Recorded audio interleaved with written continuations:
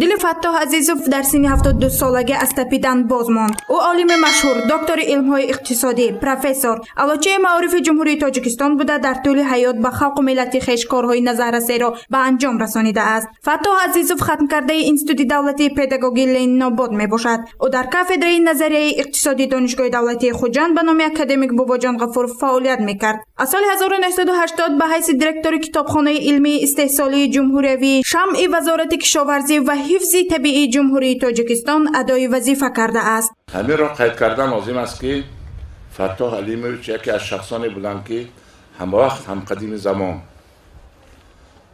بودند و در همان سالهای اولی استقلالیت جمهوری تأسیس داده توانستن کارخانه استحصالی به نام فتاح عزیزوف که با نام بیرژه شمع در جمهوری مشهور است و یکی از ساختارهای اقتصادی بازارگانی می باشد شهادت می دهد.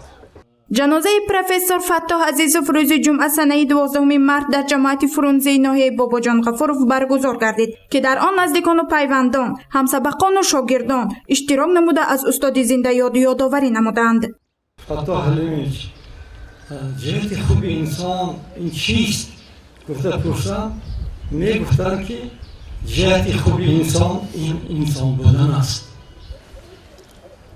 فتاح عزیزوف برای تعلیم و تربیت صدها نفر دانشجویان سهم ارزنده گذاشته است. وی مؤلف زیاده از 150 کارهای علمی، 68 کتاب، 8 رساله و زیاده از 83 مقاله های علمی می باشد که در نشریه‌های ملی و خارجی به تب رسیده است. یاد و نام پروفسور فتاح عزیزوف در خاطر نزدیکان و دوستان همچون انسانی خویشتن‌شناس و وطن دوست، سخاوت پیشه، حلیم و مهربان ابداً باقی خواهد ماند.